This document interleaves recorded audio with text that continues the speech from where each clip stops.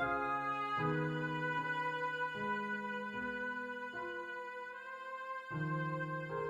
was just asking beforehand, do you have any spots in mind where you would that you would hope that the oboist or the pianist would emote? Well, Any spot? I mean, I'm a wind player, so everywhere. Hmm. I mean, really, just same thing with you. Awesome. B, I mean,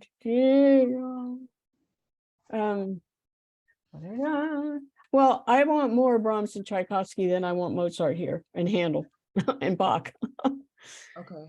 It's and it's kind of hard because at letter C, you're going to have to be pretty strict with the rhythm there, but it's pretty straightforward there too, because you've got to all play that 7/8 passage together, and that may not be, totally easy. It should be, I mean, for a professional player, I would think, but I don't know. You just never know. But at letter D, the oboist, where he goes up over that big skip, I mean, he can take his time. You guys stay strict in your rhythm and let him just kind of like place it where it belongs. I have total faith in musicians that if they're free and they're letting their guts out, it'll be in the right place. And everybody, if somebody has to have that strict beat going through, right? Most of the time. But then you're free to take just a little liberty, be a little behind the beat, a little ahead of the beat. And you might, I mean, you may find that there's sections that you feel need to move ahead, but just be careful if you start laying back on a tempo for a section that you get back to the tempo at some point, because like I said the other day, sometimes when you lay back on a tempo, it just keeps getting slower and slower and slower instead of coming back to the, Yeah. I mean, take your time here. Now I am a woman, woman grown, I mean, take your time where, I mean, I so trust your instinct on this, because that's what I fell in love with when I first heard you sing. You know this on the inside, and it's such a rare gift. And when I find it, I hang on to it because I'm getting chills, because I know it's rare. And there are all these people who can do all of these things perfectly, and they can all over the place, but it's dead. It's dead. Thank you. So it just breathe life and just be in it, and take the liberty you need and let people know where you're gonna, I mean, you actually can't, when you're really spontaneous, you can't even let people always know where you're going to do that, because it just happens. You know what I mean? The spirit just bubbles up. And I frustrated a conductor that way one time. He gave me a glare like, I am going to kill you. It was in the middle of a concert, and it was big clarinet solo, and nothing else was playing. It was just me. And so here I'm playing, and I come down on this trill. It just needed to go here, right? But his baton came down here. And I wasn't there, and I was so lost in the music. It just came out when it came out, and he for a split second he looked at me like, I'm going to kill you, and then his eyes just totally changed in his whole countenance, because he realized what I had done was exactly where it belonged. And he went on. He never said anything about it. Anyway, I always love that, because when that inspiration takes over, and it's hard in an orchestra. I understand conductors have to keep everybody together, but that's why chamber music is so wonderful. Just warn people ahead that you might get struck by a lightning bolt and or a beam of the star. Yeah. And you're going to go with it, Okay.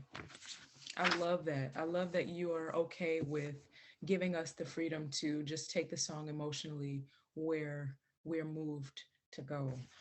That was where I was going to ask you at letter J. Yes, at letter J. Oh, no, K. At letter K, where it says, the first Christmas without her. See the little check in your part?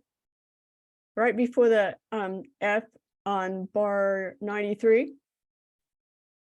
Mm-hmm. That's what I mean. Oh. Yeah, take your time. Absolutely. See, you instinctively know where it goes. Yeah. And I mean, if it looks like the note ends on the very last split second of the beat and you feel like it needs to just kind of blend right over that, just be free, tell the story. Just tell the story.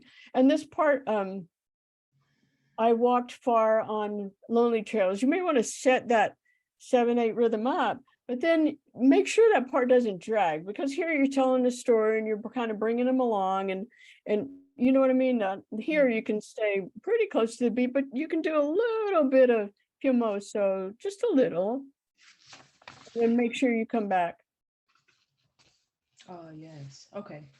Now I've hoped to brave the dark. I mean, just just like you'd be saying it. Was there anything else? At bar 60, that was bar 70 going into 71 at letter H. Your finishing, you said, I hope to brave the dark. Yeah, sometimes that has to, I mean, the piano's holding the chord there for you, so just warn the oboist that you come in on the fourth beat before H, and you may delay that a little bit. I'm assuming you have a pianist that is flexible. I wouldn't dare accompany you without that ability. Yeah, that makes sense. I'm so excited to hear your program. Yeah, that's going to be. I mean, if you're sitting there and go, I hope to brave the dark. Big breath. Yet sometimes.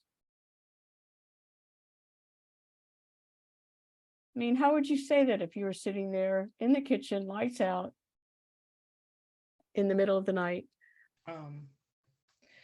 I heard you when you said, if you're sitting there and you're going, I learned I've hoped to brave the dark, and then your sound went out. What were you saying after that? Yeah, I learned to brave the dark. You're sitting in the kitchen all by yourself and you're thinking, I learned to brave the dark. And you kind of wait. Yeah, sometimes. Yeah. Right? Yeah. Yes, yes, yes, yes. But so I don't know how to put that in music. You know what I mean? It's just like instinct. Yeah, it feels right. I think we're on the same page. Well, I think that's all I need to start digesting information.